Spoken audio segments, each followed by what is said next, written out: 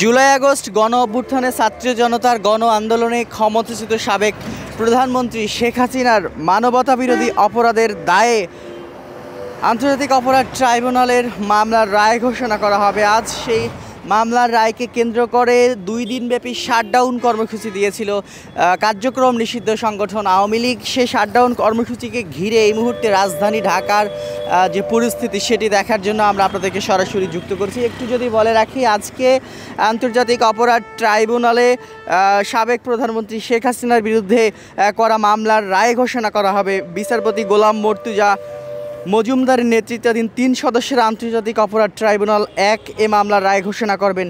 এই ট্রাইব্যুনালের অপর 2 সদস্য হলেন বিচারপতি মোহাম্মদ শফিউল আলম মাহমুদ ও বিচারক মোহাম্মদ মুহিতুল হক এনাম চৌধুরী।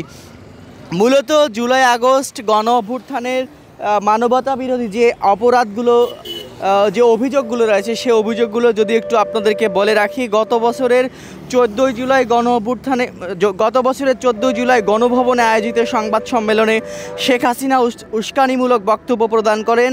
হেলিকপ্টার, ড্রোন ও প্রাণঘাতী অস্ত্র ব্যবহার করে আন্দোলনকারীদের নির্মূল করার নির্দেশ প্রদান করেন। রংপুরে বেগম রোকেয়া বিশ্ববিদ্যালয়ের ছাত্র আবু সাইদকে গুলি করে হত্যা, রাজধানীর চানখারপুল এলাকায় 6 আন্দোলনকারীকে গুলি করে হত্যা এবং আশুলিয়ায় 6 জন ছাত্রকে পুড়িয়ে মারার অভিযোগ। মূলত এই 5টি অভিযোগের ভিত্তিতে আজকে শেখ হাসিনার রায় ঘোষণা করা হবে।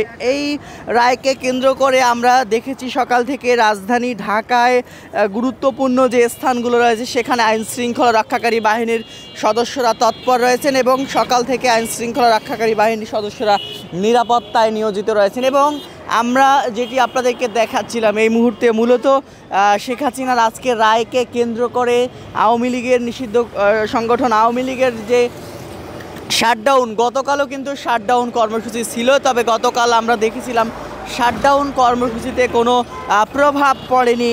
সাধারণ মানুষ কিন্তু নির্বিঘ্নে অনেকে বের হয়েছিলেন রাস্তায়, তেমনটি কিন্তু আমরা দেখেছিলাম এবং অনেকে জানেনও না যে শাটডাউন চলছে, এমনটি কিন্তু আমরা দেখেছিলাম। তবে আজকেও সকাল থেকে আমরা দেখছি সব কিছুই স্বাভাবিকভাবেই চলছে। সাধারণ মানুষ তাদের যে নিত্যদিনের কাজ, সে নিত্যদিনের কাজ করতে কিন্তু রাস্তায় বেরিয়ে পড়েছেন, তেমনটি কিন্তু আমরা দেখতে পাচ্ছি। সব মিলিয়ে এখন পর্যন্ত রাজধানীর গাবতলী এলাকার পরিস্থিতি যদি একটু বলে রাখি, সব মিলিয়ে এখন পর্যন্ত রাজধানী গাবতলী এলাকার পরিস্থিতি একেবারেই স্বাভাবিক রয়েছে। সব কিছুই স্বাভাবিক নিয়মেই চলছে।